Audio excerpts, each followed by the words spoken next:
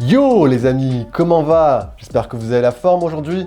On arrive bientôt en fin d'année, oui, Papa Noël et tout. Et comme d'habitude, la plupart des marques nous dégainent quelques petites nouveautés assez intéressantes. Comme je vous en avais déjà parlé lors d'une précédente vidéo, Xiaomi nous a annoncé officiellement la sortie de ses futurs Mi 10T et Mi 10T Pro qui vont arriver officiellement chez nous fin octobre. Et elle nous a fait un petit cadeau auquel je m'y attendais pas forcément en nous dévoilant une troisième version, le Xiaomi Mi 10T Lite. Et oui, bon, durant cette vidéo, on va pas forcément s'attarder sur les deux premiers, Mi 10T et T Pro.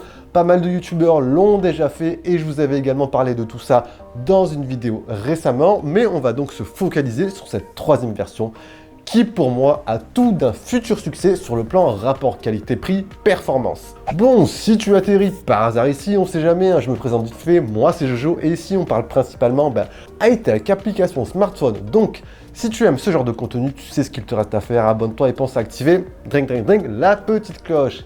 Allez, sur ce je te dis bien sûr, let's go!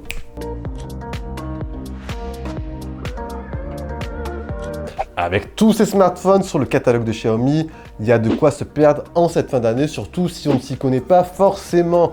Autour des 300 €, on va retrouver le Mi Note 10 Lite, le Mi 10 Lite 5G, le tout récent Poco X3 sorti à moins de 300 € et donc ce futur Mi 10T Lite. Donc déjà, on se perd au niveau du catalogue et on peut également s'y perdre au niveau des noms qui se ressemblent à peu près. Mais alors, qu'a-t-il de plus ce Mi 10T Lite 5G par rapport aux autres? Et pourquoi je pense qu'en cette fin d'année, c'est le choix excellent autour des 300 € chez Xiaomi. Sur le plan design, on va se retrouver avec un smartphone certes qui n'est pas très original, mais chez Xiaomi, les finitions sont excellentes. Et ça, la marque n'a plus rien à prouver.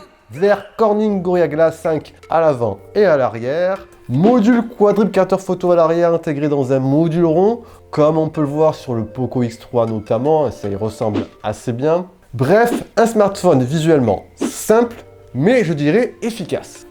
Sur le plan caractéristique, ce smartphone envoie du lourd et c'est sur ce plan-là qu'il fera la petite différence. Les trois arguments phares mis en avant par la marque sont son capteur principal de 64 mégapixels. Bon, on testera tout ça dans des conditions réelles, mais je pense qu'en conditions de bonne luminosité, le smartphone s'en tirera très bien. On a un écran avec un taux de rafraîchissement 120 Hz. Donc 120 Hz, c'est plutôt pas mal pour tout ce qui est navigation ultra fluide, jouer également aux jeux vidéo, bref, c'est plutôt du très bon. Et troisième argument de la marque sur le plan caractéristique, son processeur Snapdragon 750G compatible avec le réseau 5G. Donc voilà, un smartphone qui sur le plan performance n'a rien à envier aux smartphones de la même catégorie. Et on finit avec mon dernier point, pourquoi je choisirais ce smartphone, c'est bien sûr pour son prix. Lancé à un prix de 269 € avec la configuration de base 64 Go de stockage et 6 Go de mémoire vive, Xiaomi franchement frappe un grand coup sur le plan rapport qualité-prix performance et nous prouve encore une fois qu'elle est tout simplement un des meilleurs sur ce créneau-là.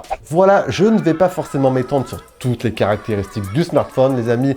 On fera tout ça lorsque le smartphone arrivera à sa sortie officielle le 26 et qu'on le testera en profondeur. Donc, si en cette fin d'année, vous avez un budget autour des 300 €, voire un tout petit peu moins, et que vous cherchez un smartphone chez Xiaomi, vous hésitez peut-être entre le Mi 10 Lite 5G, le Mi Note 10 Lite, ou encore le Poco X3 et ce dernier Mi 10T Lite.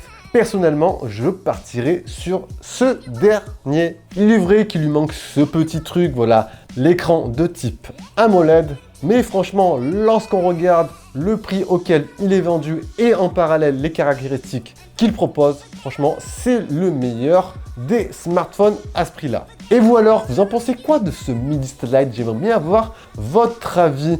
Et quel serait votre choix également? Comme d'habitude, dites-moi tout ça en bas dans l'espace commentaire. Et dites-moi également en parallèle si une vidéo sur quel smartphone Xiaomi choisir en cette fin d'année vous intéresse-t-elle ou pas. Et voilà les amis, c'était la petite news. Comme d'habitude, si vous avez apprécié, n'oubliez pas le petit pouce. Sur ce, c'était bien sûr Jojo. On se dit à la prochaine, prenez soin de vous. Allez, ciao ciao.